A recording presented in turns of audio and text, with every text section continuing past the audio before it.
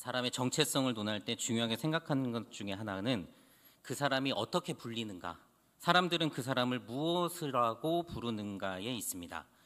이는 정체성이라는 것을 정의를 할 때 그 안에 관계성이라고 하는 것이 포함되어 있다는 것을 의미합니다. 마태복음 16장에 보면 예수님께서 제자들에게 사람들이 인자를 누구라 하느냐라고 질문을 하십니다. 그리고 너희는 나를 누구라 하느냐라고 또 질문을 하십니다. 여러분, 예수님은 존재론적으로 분명하게 우리의 구원자이시죠. 다시 말씀드리자면 예수님은 우리가 예수님을 어떻게 부르는가에 관계없이, 우리가 무엇이라고 부르는가에 관계없이 그 존재론적으로 예수님은 구원자이십니다. 그런데 그렇게 해도 구원자신데 굳이 사람들이 나를 뭐라고 부르느냐, 너희는 나를 뭐라고 부르느냐라고 질문을 하셨다는 거죠. 예수님께서 제자들에게 사람들이, 그리고 너희들이 나를 누구라 부르는지를 물어보셨다는 것은 예수님의 구원자 정체성은 관계적으로 형성되는 측면이 있다는 것을 보여줍니다. 아무리 예수님 스스로 구원자임을 인식한다 하여도 예수님께서 구원자로 하나님의 아들로 불리지 않는다면 그 정체성은 의미 없는 정체성이 된다는 것이죠. 예수님을 구원자로 부르는 사람이 있다는 것은 예수님은 그저 구원자가 아니라 그때서야 비로소 우리의 구원자가 된다는 것입니다. 여러분 잘 아시는 김춘수 시인의 꽃이라는 시가 이걸 잘 표현하죠. 오, 멋있게 나오네요. 내가 그의 이름을 불러주기 전에는 그는 다만 하나의 몸짓에 지나지 않았다. 내가 그의 이름을 불러주었을 때 그는 나에게로 와서 꽃이 되었다. 내가 그의 이름을 불러준 것처럼 나의 이 빛깔과 향기에 알맞은 누가 나의 이름을 불러다오. 그에게로 가서 나도 그의 꽃이 되고 싶다. 우리들은 모두 무엇이 되고 싶다. 나는 너에게, 너는 나에게 잊혀지지 않는 하나의 눈짓이 되고 싶다. 단지 하나의 몸짓이 그의 이름을 불러주었을 때에 비로소 꽃이 되고 그것은 잊혀지지 않는 눈짓이 되는 겁니다. 여러분, 이 시에서 눈짓이 된다라고 하는 것에 많이 주목을 안 하시죠.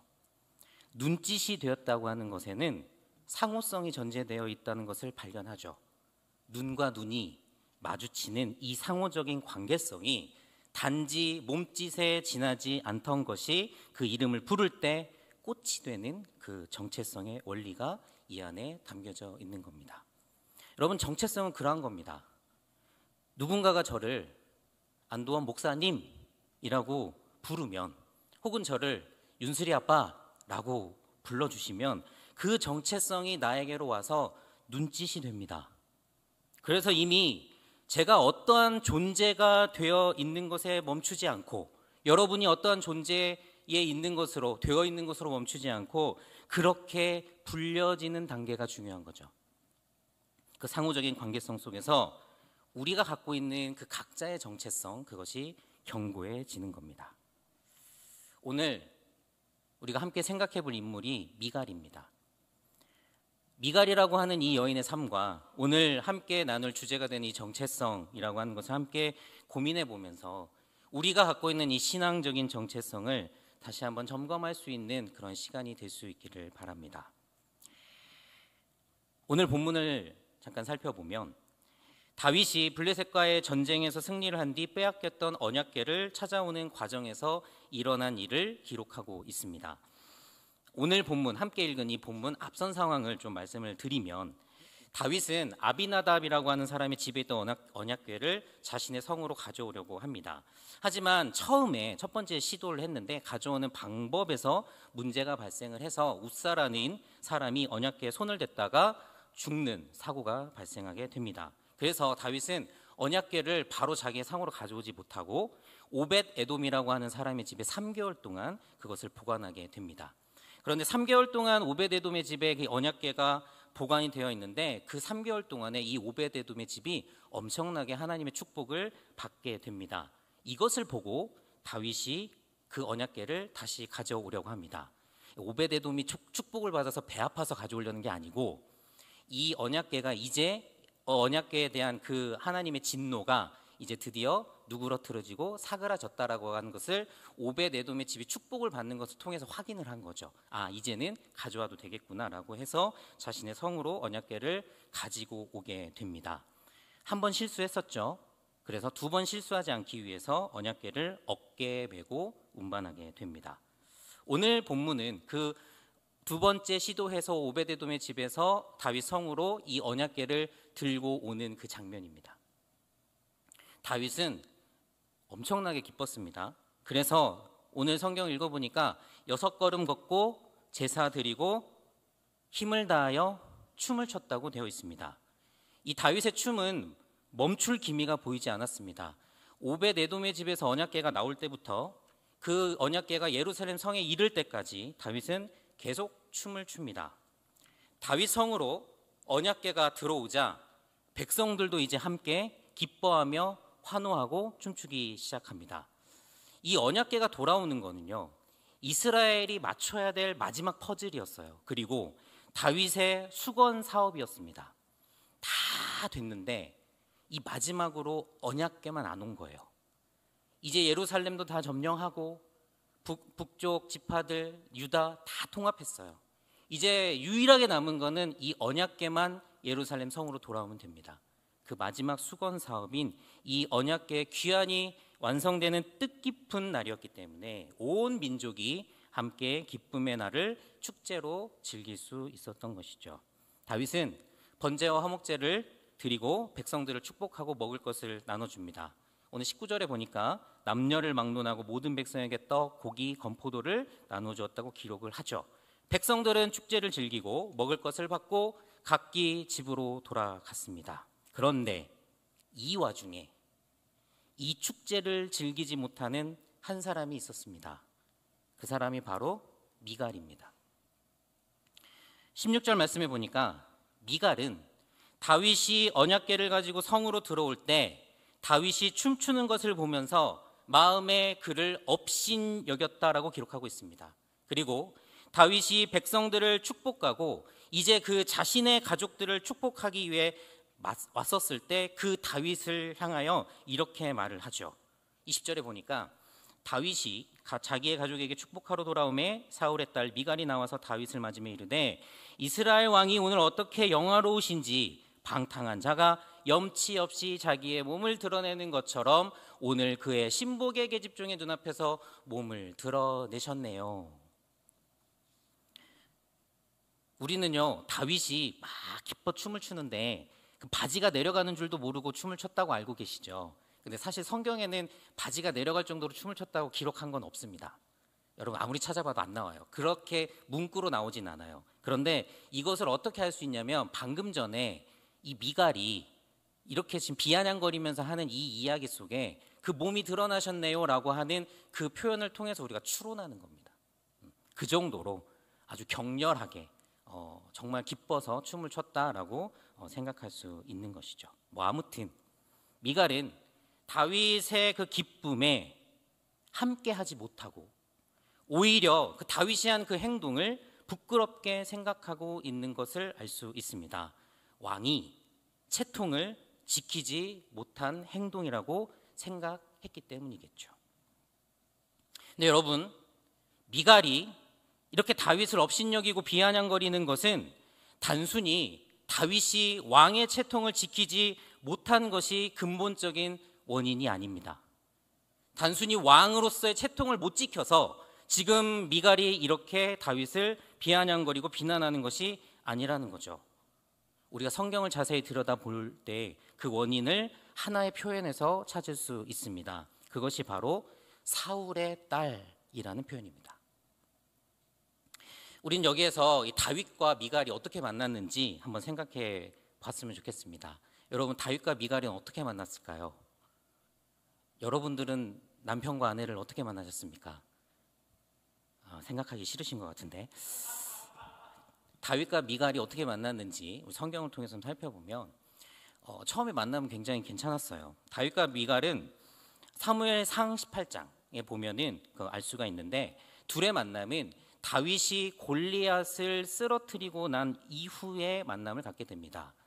사울이 이 골리앗의 위협으로부터 이스라엘을 지켜낸 그 다윗의 공을 굉장히 치켜 세움과 동시에 사울의 마음속에 이 다윗이 자신을 위협할 만한 존재라고 하는 것을 알게 되고 두려워하게 돼요. 그래서 여러 가지 방법을 동원해서 이 점점 커져가는 다윗의 힘을 누르려고 했습니다. 그 일환으로서 다윗을 자신의 딸과 혼인시켜서 사위로 삼으면 자기 밑으로 종속시킬 수 있다라고 생각을 해서 그 혼인을 추진했던 겁니다. 여기에 동원된 사람이 바로 미갈입니다. 근데 여러분, 처음부터 미갈하고 다윗을 연결해 시켜주려고 했던 게 아니에요. 사울에게는 메랍이라고 하는 맏딸이 있었습니다. 그래서 처음에는 메랍이라고 하는 사람과 이 메랍이란 딸과 다윗을 연결시켜 주려고 했어요. 그런데 이 사울이 이 우유부단한 사람이에요. 메랍하고 결혼을 시키면 되는데 메랍을 다른 남자의 아내로 줍니다. 다윗하고 약조를 하고 약속을 해놨다가 다른 사람에게 준 거죠. 이게 무슨 심보예요? 딸 가진 아빠는 대충 알 수 있는 심보. 네, 뭐 아무튼 주기도 좀 그렇다고 안 주기도 좀 그런 뭔가 애매한 그런 마음 상태에서 갈등하다가 그냥 다른 남자에게 메랍을 줍니다. 그런데 이 미갈이 남모르게 다윗을 사랑하고 짝사랑하고 있었다는 것을 알게 되고 이 미갈을 다윗에게 줍니다. 초반에 미갈은 다윗을 엄청 사랑했습니다. 아마도 골리앗을 때려잡고 난 이후의 다윗이었기 때문에 그 다윗의 용맹한 모습을 보면서 반했을 겁니다. 홀로 다윗에 대한 사랑을 그렇게 키워가던 중에 언니의 혼사가 틀어졌어요. 그리고 미갈에게 기회가 찾아온 겁니다. 그리고 미갈은 연모했던 그 다윗과 혼인하게 되면서 다윗의 아내가 되었습니다. 사무엘상 19장에 보면 다윗이 사울에게 쫓겨서 도망을 쳐야 되는 상황이 되었습니다. 궁지에 몰렸거든요. 근데 그때 다윗을 구원해 주는데 도움을 준 사람이 누구냐면 미갈입니다.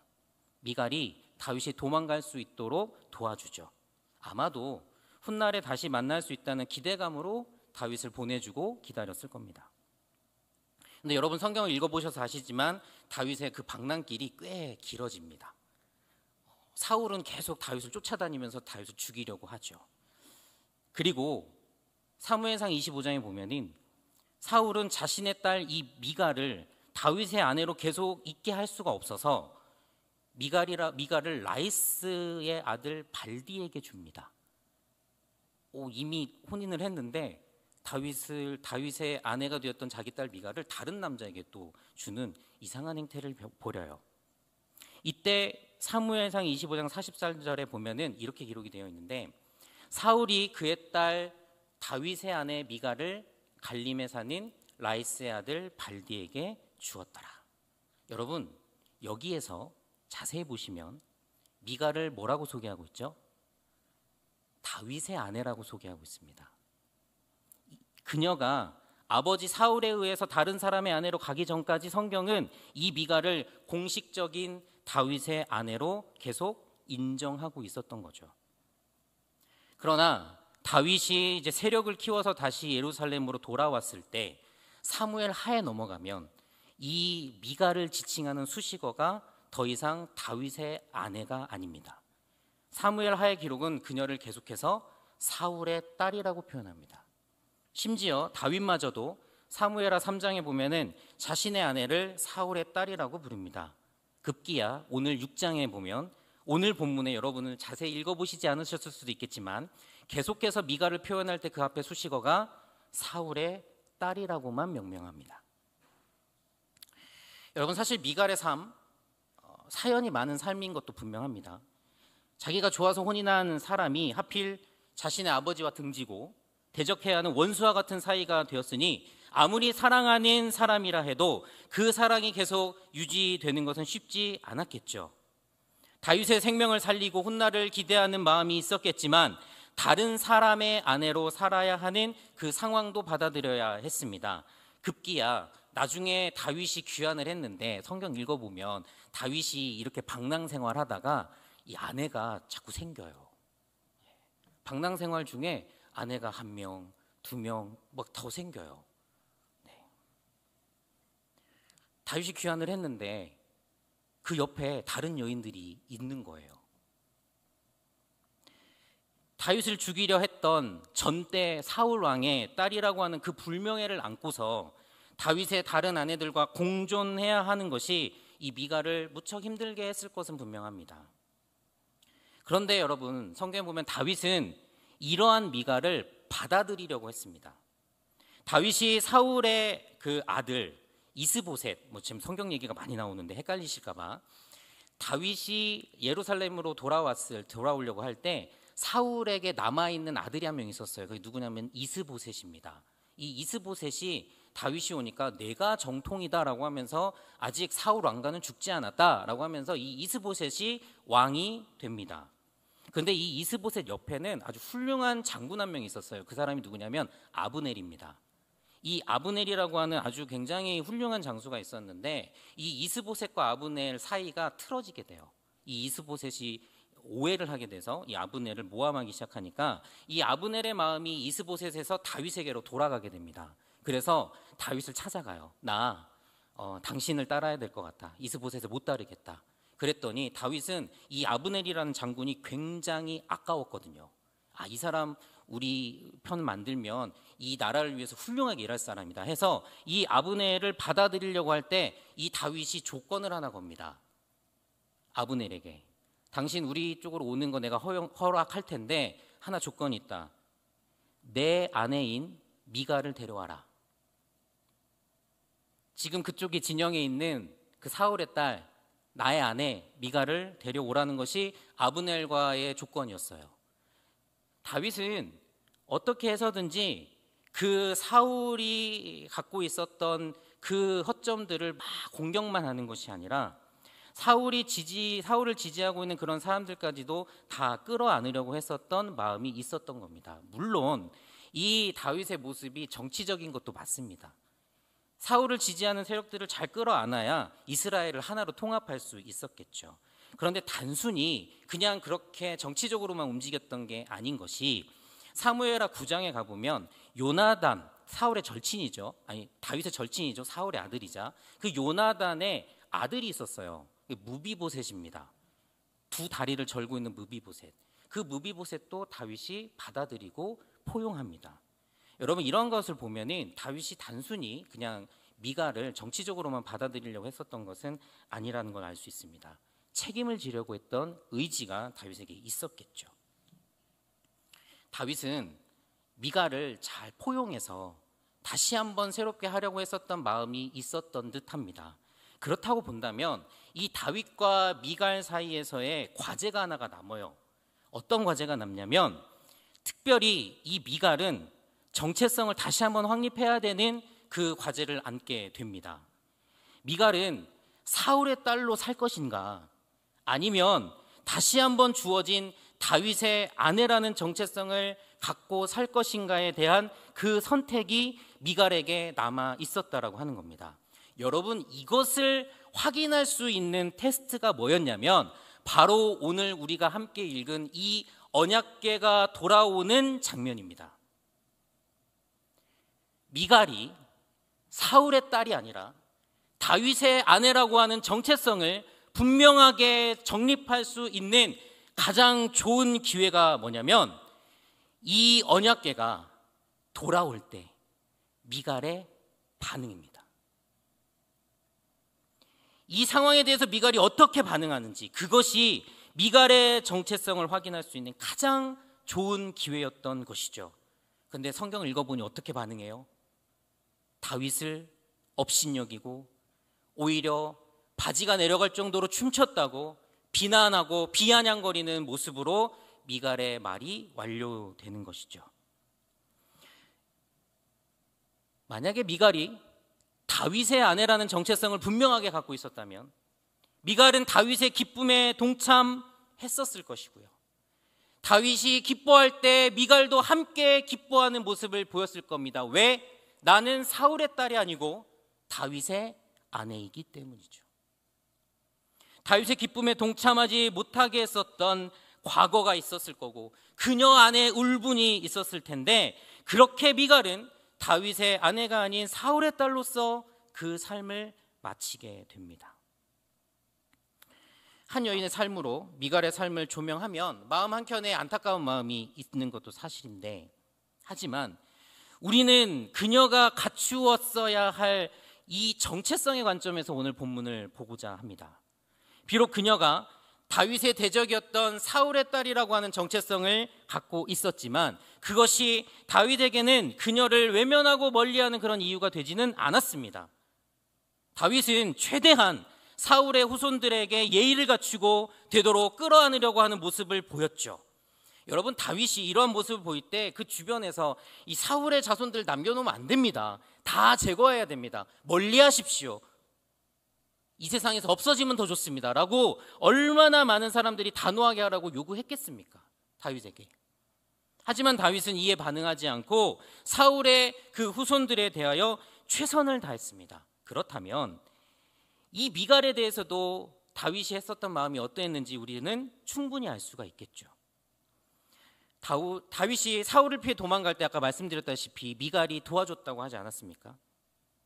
그냥 만나서 혼인한 사이긴 하지만 자기가 도망칠 때 자기를 도와주는 그 사람, 그 은혜, 그거를 다윗이 잊었겠습니까? 떨어진 기간이 길긴 했지만 그래서 다른 사람의 아내로 살아갈 수밖에 없는 그 상황이 있었음에도 불구하고 그녀를 다시 자기의 아내로 데려오라고 아브넬에게 이야기하는 그녀를 다시 받아들이는 게 다윗에게도 쉬웠겠습니까?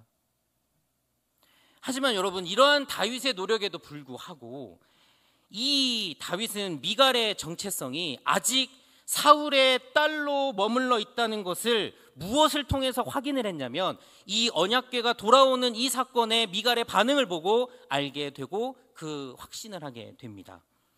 하나님의 임재를 상징하는 언약궤가 다시 예루살렘으로 돌아옵니다. 전쟁 중에 무리하다가 빼앗겼던 그 언약궤가 천신만고 끝에 다시 돌아오는 이 감격스러운 순간에 그녀는 그녀 안에 아직도 해결되지 않고 있는 그 마음과 불만을 왕은 왜 체면을 지키지 않습니까? 라고 하는 그 빌미로 쏟아내고 있는 것이죠. 그 말에서 다윗은 직감한 겁니다. 아직 사울의 딸이구나. 오늘 본문 21절입니다. 다윗이 미갈에게 이르되 이는 여호와 앞에서 한 것이니라. 그가 내 아버지와 그의 온 집을 버리시고 나를 택하사 나를 여호와의 백성 이스라엘 주권자로 삼으셨으니 내가 여호와 앞에서 뛰놀리라. 당신은 나보고 왕의 체면을 지키지 않는다라고 비난하는 사울의 딸의 말을 하고 있지만 나는 여호와 하나님 앞에서 나는 계속 춤출 거야. 나는 계속 뛰놀 거야. 이것이 하나님의 자녀의 정체성이니까 당신도 나와 함께 그 기쁨의 자리에 함께 했었어야 돼. 당신이 만약 다윗의 아내라면 내가 춤을 출 때 당신도 옆에서 함께 춤을 췄어야지. 아직 당신은 사울의 딸이군요. 다윗이 미갈에게 보여준 그 최선 앞에서 미갈은 다시 한번 다윗의 아내라고 하는 그 정체성을 생각했어야 했습니다. 그가 다윗을 사랑했던 그 첫사랑, 그래서 그녀를 행복하게 했던 다윗의 아내라는 그 정체성, 그것을 미갈은 이 마음을 회복하는 것이 가장 중요했던 것이죠. 여러분, 앞에서 제가 잠깐 이야기했지만 이 미갈이 다윗의 아내라고 하는 그 정체성을 얻은 것도 여러분 기회였다는 것을 기억하셔야 합니다. 원래 자기의 자리가 아니에요. 원래 언니가 들어가야 되는 자리예요. 그런데 언니가 들어가지 않고 자기가 기회를 부여받았어요. 미갈이 다윗의 아내가 되는 기회를 부여받았던 겁니다. 그 기회를 부여받았던 때가 있었어요. 그 첫사랑이 있었다고요. 다윗의 아내의 정체성을 얻었던 그 시절이 이 미갈에게는 있었다라고 하는 겁니다. 하지만 그녀는 지금 그것을 깨닫지 못하고 결국 쓸쓸한 결과를 맞이하게 됩니다. 23절에 보니까 그러므로 사울의 딸 미갈이 죽는 날까지 그에게 자식이 없으니라. 사울의 딸 미갈이 죽는 날까지 그에게 자식이 없으니라. 비록 사울의 딸로 태어났지만 얼마든지 다윗의 아내로 살아갈 수 있는 은혜가 미갈에게 찾아왔습니다. 꽤 긴 시간을 사울의 딸 미갈로 불리면서 살아왔지만 마지막으로 언약궤가 들어오는 이 광경 앞에서 미갈은 다윗의 아내로 불릴 수 있었던 그 영광스러운 기회가 있었습니다. 그런데 그 영광스러운 자리에 함께 기뻐하는 그 축제의 일원으로 살아갈 수 있는 그것을 누리지 못한 것이죠. 여러분, 자식이 없었다는 것은 더 이상 다윗과 교류가 없었다라고 하는 것을 의미합니다. 영적으로 보면 하나님으로부터 오는 축복의 길에서 벗어나고 배제된 삶을 살게 되었다라고 하는 것을 말합니다. 여러분, 우리가 이 땅에서 사람으로 태어나면 우리 중에 누구라도 죄인 아닌 사람이 없습니다.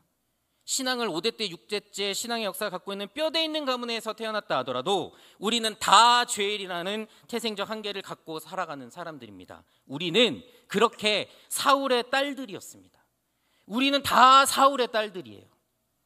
그런데 이러한 우리들의 삶에 우리 예수님께서 찾아오셨습니다. 그리고 우리의 신분을 바꿔주셨습니다. 우리가 우리 예수님을 초반에 제가 말씀드렸다시피 예수님은 우리의 구원자입니다라고 우리가 그렇게 고백하고 불렀을 때 주님께서 우리에게로 찾아와서 꽃이 되어주신 것이죠. 주님이 우리에게 눈짓이 되어주신 겁니다.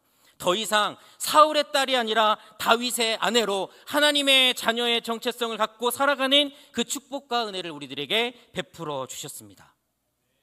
사람마다 정도의 차이는 있겠지만 극적인 변화를 겪은 성도들이 이 감격은 더 클 수도 있습니다. 예수님의 옛자도 모르는 집에서 가만히 있어도 죄 짓는 그런 환경 가운데 있을 수밖에 없는 그런 사람이 예수 그리스도의 복음의 빛이 비추니까 어둠이 사라지고 광명을 되찾게 된 그 경험을 한 사람, 다윗의 아내로 살아가는 그 정체성의 기쁨을 더 분명하게 느낄 수 있을 겁니다. 그런데 문제는 우리의 삶이 자꾸 사울의 딸의 현실로 되돌아가려고 한다는 것이죠. 이것을 일컬어서 일종의 신앙의 침체기를 겪고 있다라고 말할 수 있습니다. 신앙의 슬럼프. 여러분, 신앙의 침체기는요, 곧 여러분의 정체성의 후퇴를 말합니다. 다윗의 아내가 아니라 사울의 딸로 후퇴하는 겁니다. 하나님의 자녀가 아니라 세속적 인간으로 후퇴하는 겁니다. 여러분, 신앙의 침체기를 맞을 때 두 가지의 현상이 나타납니다. 하나는 하나님께 대한 원망과 불평이 드러납니다. 주님을 만났던 그 감격은 시간과 함께 증발해버리고요, 오히려 주님을 생각하면 서운함과 억울함, 그에 따른 불평과 원망만이 우리들의 몸과 마음을 지배해버립니다.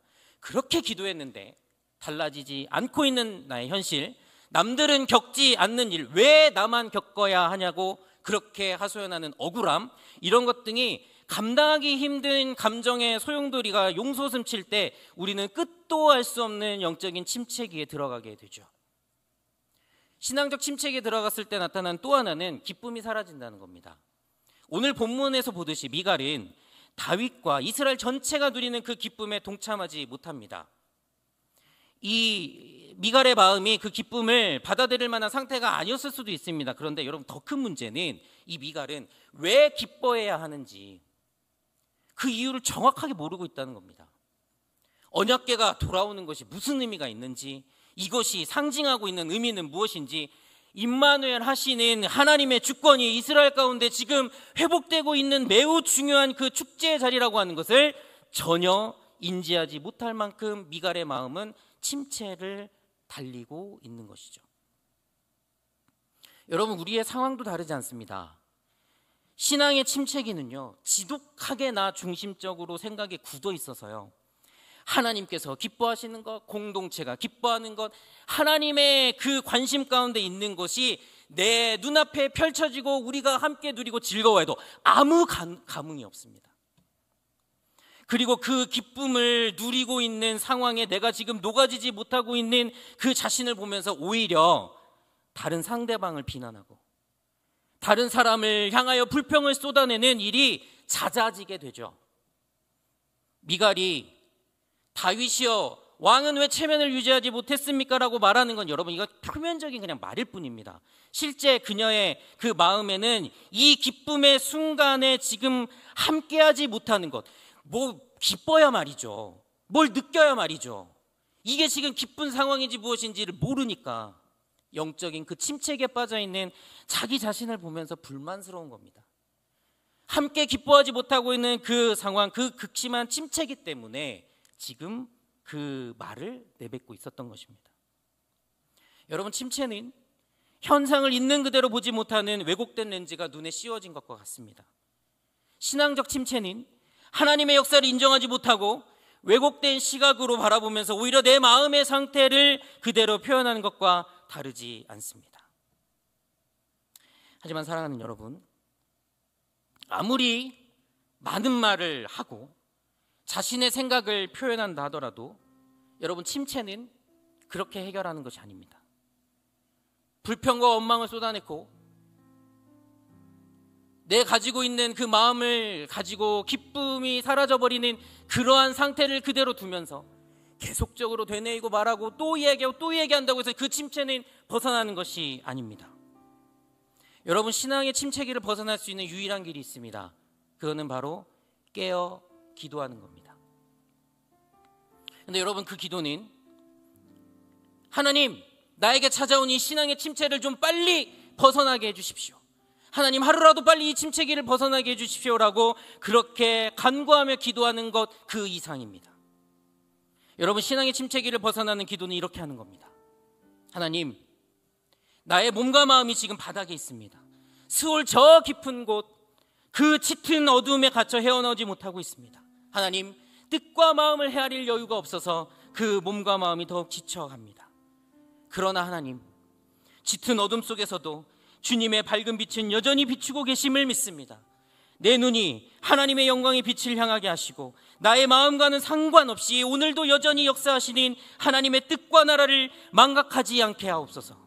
나에게 찾아온 이 위기 가운데 절망과 슬픔으로 인하여 내 영혼이 잠들지 않게 하옵소서. 무엇보다 하나님께서 주시는 회복의 그 기회를 놓치지 않게 하옵소서. 언약궤가 예루살렘으로 들어왔을 때 함께 기뻐할 수 있는 마음을 허락하여 주옵소서. 내 마음의 절망을 따라가지 않고 하나님의 기쁨에 동참하게 하옵소서. 하나님의 뜻이 이루어지고 있는 현실이 내 눈앞에 펼쳐질 때 내 감정, 내 생각을 접고 하나님의 기쁨에 함께 동참하면서 나의 이 어둠도, 이 고난도, 이 침체도, 이 눈물도 빛으로, 감사로, 은혜로, 웃음으로 바뀌도록 인도하여 주옵소서. 사랑하는 여러분, 여러분 신앙의 침체기를 겪고 계십니까? 여러분들의 삶이 언제나 침체되어 있으셔서 주님과 나누었던 그 첫사랑마저 어떠했는지 가물가물하십니까? 여러분, 신앙의 침체기를 극복하는 것은 여러분들의 정체성을 회복하는 것입니다.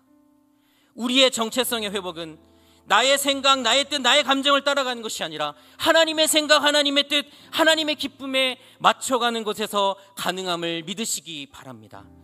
확신하기는 깨어 기도하는 자에게 반드시 회복의 기회가 찾아옵니다.